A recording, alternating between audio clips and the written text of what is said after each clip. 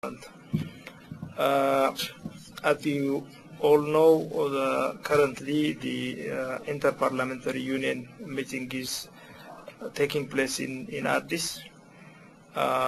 This is a very big event. Delegates from 154 countries have come to attend the meeting, and it will deliberate on basic issues for the next 5 days, all in all for about 6 days. Ethiopia is very delighted to host the IPU meeting here, since it gives us another additional boost to the image of Ethiopia. And in addition to this, the election of our speaker, Mr. Ambassador Teshome Toga, as the next president of the Interparliamentary Union is another milestone for Ethiopia in relation to the IPU summit. This meeting is taking place in Ethiopia after our Prime Minister successfully concluded his mission to the G20 representing Africa. As we all know, His Excellency has articulated the cause of Africa well in the G20 meetings, and the G20 participants, all the big leaders of the world, were very cooperative in addressing the issues of Africa in the current international economic crisis. So, in addition to what we have achieved in relation to the G20 summit, the IPU summit being held in Addis is a very big event for us. Having said this, I will briefly touch the programs of the Prime Minister for the coming week, including today. To start with what have been taking place yesterday, he has met the delegation from the United States led by Senator Ruth Khan. He had a very good and fruitful discussion about the Ethio-US relationship, and both the Prime Minister and the delegates from the US have discussed a lot of bilateral issues, including the situation in the Horn of Africa. Again, the Prime Minister is going to meet with Senator James Inhofe, a congressman from the US, today, and as well he will also meet Speaker of the Yemeni Parliament and parliamentary members or delegates from the United Kingdom Parliament. He will meet the coming 2 days with Indian delegates from the Indian Parliament. In all these meetings with different parliamentarians coming for the IPU meeting, the Prime Minister will try to explain the current developments in Ethiopia and other bilateral issues. He will also explain the current status of Africa vis-à-vis the international economic crisis. And today also the Ministry of Health will conduct a press briefing regarding the 6 months performance evaluation of our health program. As you know, Ethiopia has a very good health programs which intend to achieve the Millennium Development Goals, and in that respect we are considered to be one of the forerunners in Africa who have best chance to achieve the MDG goals.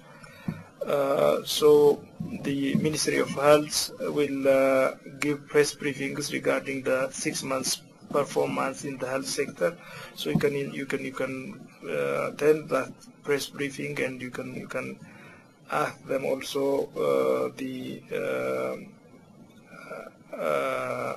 whatever questions that you can raise. When, where, and who? On Saturday, the Prime Minister will join the Executive Committee of the EPRDF and will lead that forum. The party forum is expected to deliberate on two basic issues, and one of them is related to the strategy of the party in terms of the upcoming 2010 election. And the second one is related to the development and expansion of the manufacturing industry. That's going to be discussed on the party executive forum of the party, and other minor issues also will be discussed on that forum. In this respect, it's assumed that the party will outline its basic goals for the upcoming election and strategies as well, and declare them to the public after the General Council of the EPRDF soon discuss the issues. So the main events for the week we have started will be these ones. As you expect, the Prime Minister has come back from the G20 meeting, and IPU meeting has been taking place in Ethiopia, and there is also the meeting of the EPRDF Executive Committee. So we feel it will be appropriate to organize another press conference with the Prime Minister next week. I will let you know the exact time for this, but all these events warrant another press conference with the Prime Minister. These are the things that I wanted to highlight for you for the week that we have. Any questions? You're most welcome. Okay. Bereket, just one point of order, if I may. There has been a growing trend in Ethiopian bureaucrats. When we have news briefings and news conferences, they seem to they ask us to give them 3, 4, 5 questions in a row, and then they answer them. If you watch a news conference on television, you never see that happen. It's considered a mark of disrespect to journalists to take a large group of questions and then answer them in bulk. And I would like to ask you, if you would, to put out the word among government ministers and bureaucrats and others that this practice should not be allowed to continue. If you would. It's just a point of order. Let me start to respond to you so that I can be in line with you. I think this is a very appropriate question, and I will communicate it to them.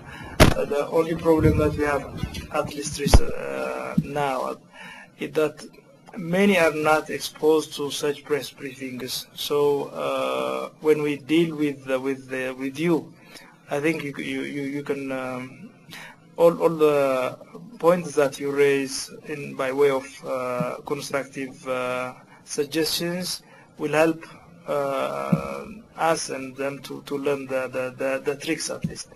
So hopefully I will communicate with them and make sure that one question at a time would be the modus operandi. Thank you. Okay. Mr. Bereket, I was wondering if you could give us an update on the government's intervention in the coffee market. We've got some different messages from the government. Seized the warehouses closed the warehouses of 6 different exporters. The Agriculture Ministry had a statement saying it took similar measures, undefined similar measures against 88 other exporters. We hear the grain trade enterprise is going to begin exporting coffee. Volumes have fallen pretty dramatically on the commodity exchange in terms of trading. From roasters in the U.S., we hear of shortages of Ethiopian coffee. What's going on? When is this issue going to be resolved? Well, as you know, the problem arose when certain hoarding practices were exhibited by some coffee exporters. And the reason for that, we think, are two. One is some feel the